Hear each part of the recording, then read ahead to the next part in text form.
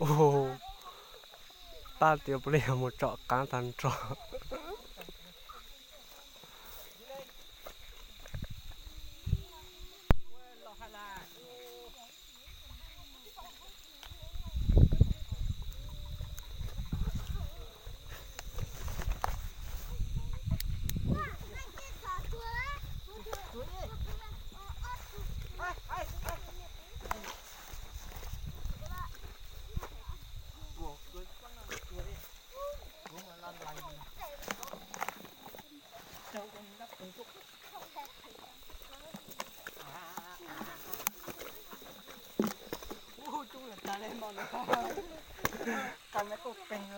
Gì cơ? Anh ơi, mua một chuyện gì thế?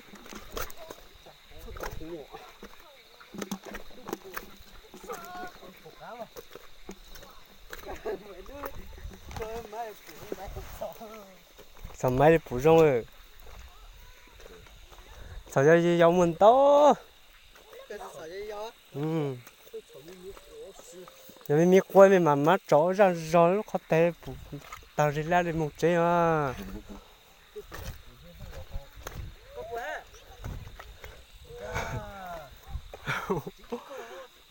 Chúng tên là vợ thôi.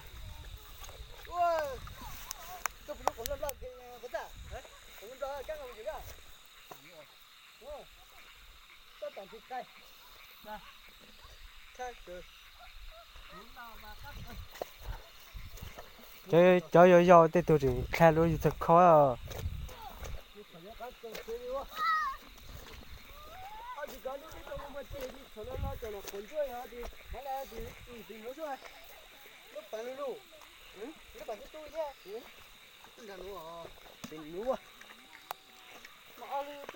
Cả làng kéo nhau đi xoay nhái.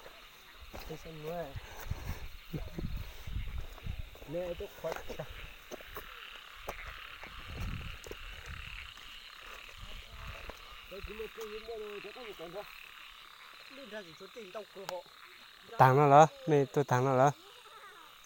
Tôi đang tích level phải trông được rồi.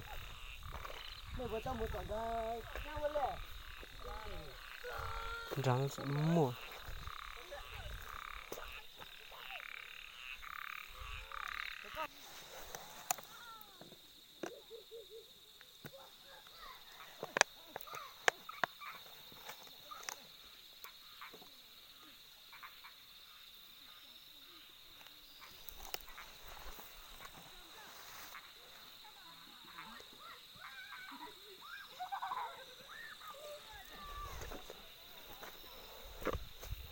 Thấy con nào bắt hết, ăn được là cứ bắt hết.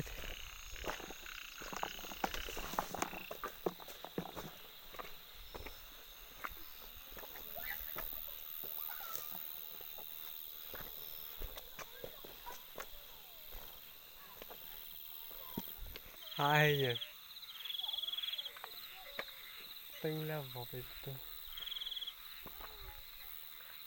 Chung thì chung ít ba chung thì chung hả? Có lẽ chọc cá thành tròn nữa, chọc cá liền nữa. Cả làng ấy nha, cả làng kéo nhau đi xoay nháy.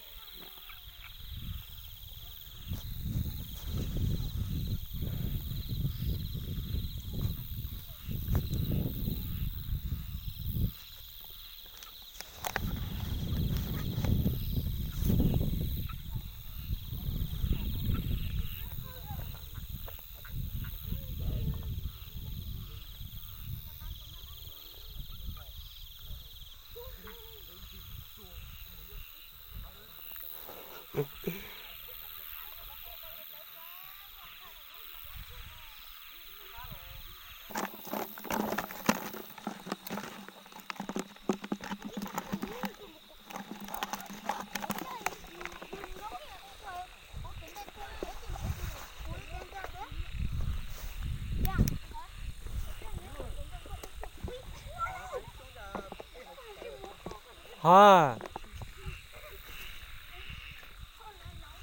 mò thăm muối là nằm mò lại. Nó nãy xe là tôi này sáng lo lúc tháo ít tháo hả? Ừ. nó có gì nữa nó một cờ chọc không một lép vó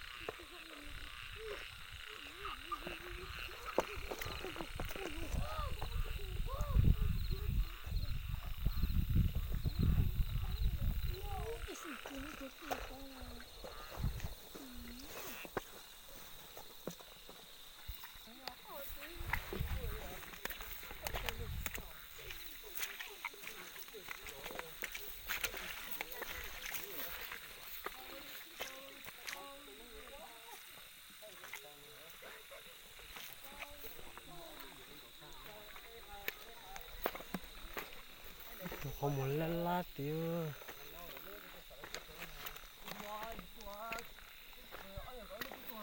đây một con này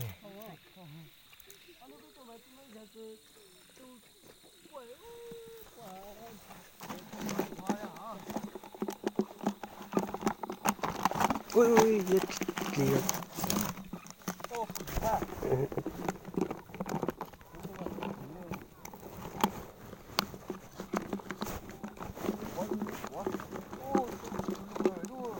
cho mày thay vô đó bây giờ tao gặp bụi thằng ta thở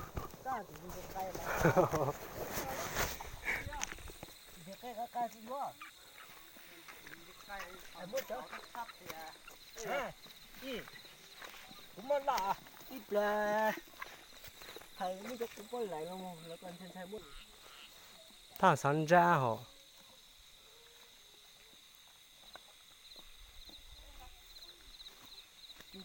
chụp tinh là gì muốn thì chụp cũng có các bố chủ đó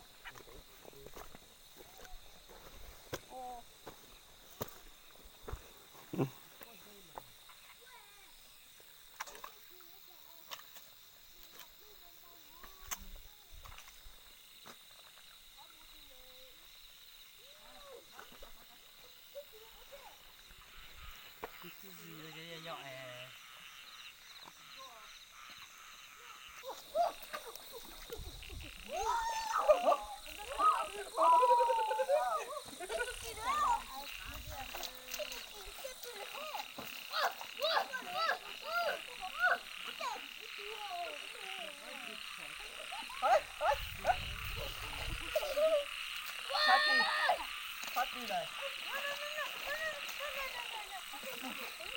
cái gì vậy là mất tiền một số gì rồi bán nó ra ở trong cái đất cán cái gì nữa là cái quán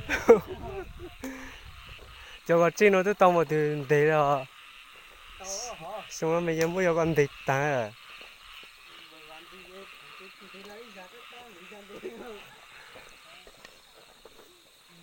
thấy con nào là bắt hết miếng là ăn được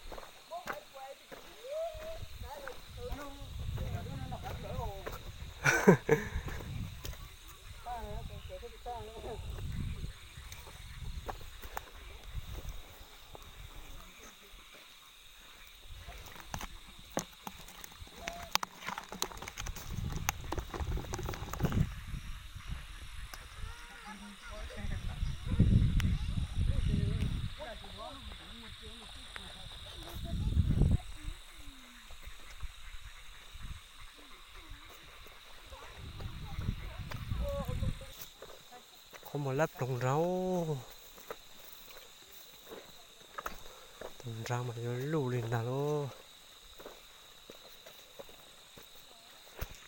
con to tướng không biết ăn được không bắt hết cỡ từ con lồm lò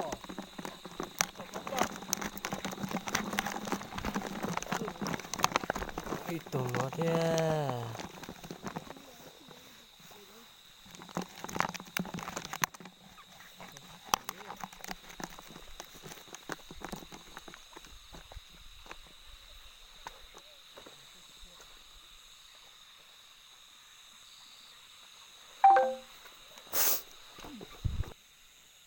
con nhỏ xíu ở đây các bạn thấy không đâu nhỉ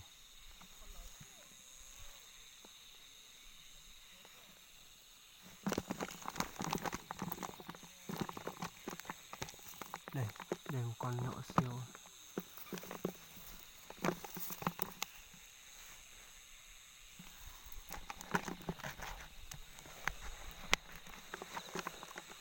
ui một con bên kia nữa